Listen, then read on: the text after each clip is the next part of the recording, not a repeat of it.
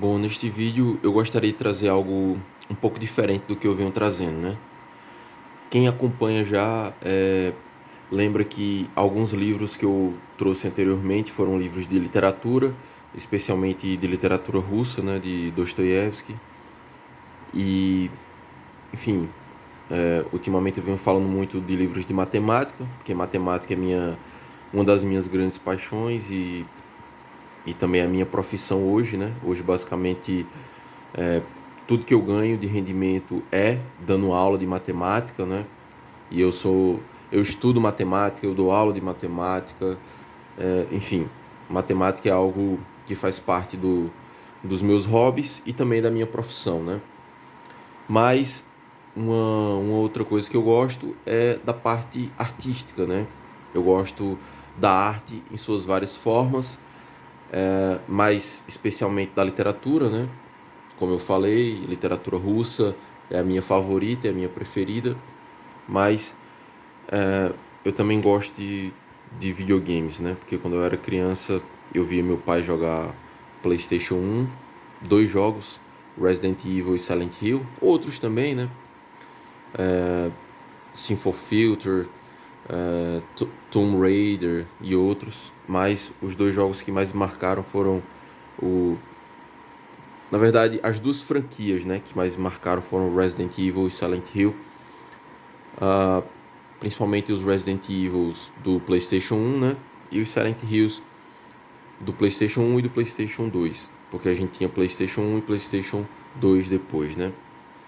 E isso aqui é uma mistura de livro com revista, né, é chamado de Bookazine, mistura de book com magazine, falando sobre Silent Hill 2, né. Isso aqui, essa obra aqui foi produzida pela editora Europa e essa coleção, que é a coleção Old Gamer Classics, traz outros livros de jogos, né? Resident Evil, Sympho Filter, eu acho, né? Não, é Metal... Ah, esqueci o nome do jogo. Mas enfim, traz alguns jogos clássicos do PlayStation 1. O único jogo dessa coleção que não é do PlayStation 1 é justamente esse aqui, o Silent Hill 2, que é do PlayStation 2, né? Eu não entendi porque eles não trouxeram o Silent Hill 1 de PlayStation 1, né? Para ficar a coleção toda dos grandes clássicos do PlayStation 1, mas tudo bem. Talvez o Silent Hill 2 seja o melhor da franquia, né? Então, como eu ia dizendo, né?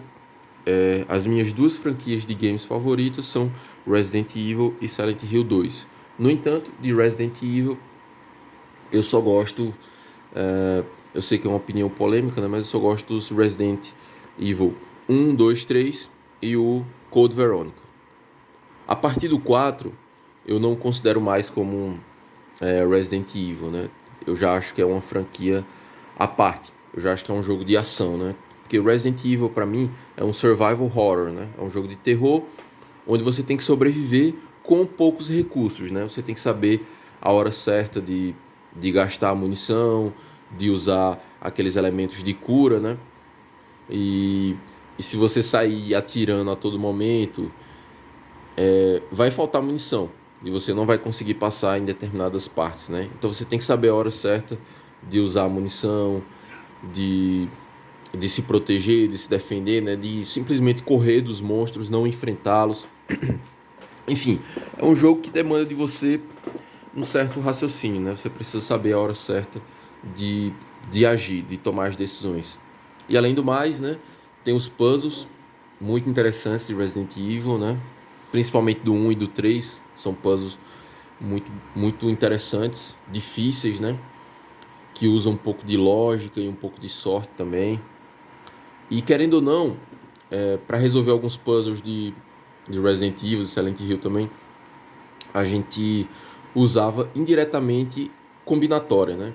Meu pai, eu, meu irmão, a gente indiretamente, sem saber, né? A gente já estava usando elementos de combinatória, né? De possibilidades e também de probabilidade, para a gente evitar alguns casos repetidos e por aí vai. E para saber qual a chance da gente acertar uma determinada combinação, né? Às vezes tinha um cofre lá com 5 opções e 10 dígitos, né? Só que a questão dava umas pistas, então a gente já eliminava alguns e sobravam algumas possibilidades. E de certa forma a gente já estava treinando um pouco de, de combinatória, né? De contagem. Mas enfim, a partir do Resident 4 eu já considero que é um jogo de ação, não é mais survival horror, né? Mas o Silent Hill eu gosto do, dos quatro primeiros, né? Silent Hill 1, 2, 3 e 4. E do Shattered Memories. E do Origins também, né? Então, 6 jogos da franquia Silent Hill que eu gosto. E 4 jogos da franquia Resident Evil que eu gosto, né? E aí, esse livro aqui você pode encontrar na Amazon ou no próprio site da editora Europa, né? É só você procurar por Old Gamer Classics. O preço é basicamente o mesmo, o que vai mudar é o frete. Então, dependendo de onde você mora, o frete da Amazon é melhor ou o frete da editora é melhor. E aqui, ó, tem um índice. É um livro revista um pouco pequeno, né? Tem basicamente umas 50 páginas. E ele vai trazer algumas figuras, algumas gravuras, né?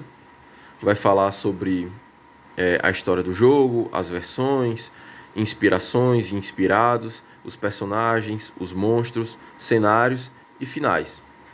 Então, ele vai trazer aqui, ó, algumas capas de jogos, a capa americana e europeia, né? E a capa japonesa, porque é um jogo. Os 4 primeiros jogos foram feitos no Japão, né? Pela Team Silent, uma equipe de programadores, engenheiros, desenhistas e músicos do Japão que fizeram este jogo, né? E criaram essa história, né? O roteirista.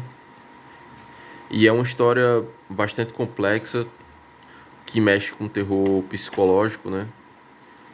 E que tem alguns monstros bem marcantes, né? Inclusive esse aqui me marcou bastante na infância, né? Eu tinha sempre que eu via esse personagem aqui, meu pai jogando contra ele, eu tinha muito medo, né?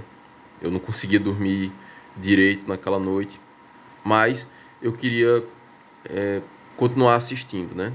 Só que como eu era muito pequeno, eu não entendia muito bem a história. Eu achava que era só terror pelo terror, né? Mas depois eu fui entender que essa história aqui tem mais aspectos psicológicos do que de terror. Porque muitos desses personagens são apenas fruto da imaginação do personagem principal, né? Muitos desses monstros aqui são personificações de traumas, medos, crimes também que o personagem cometeu, né?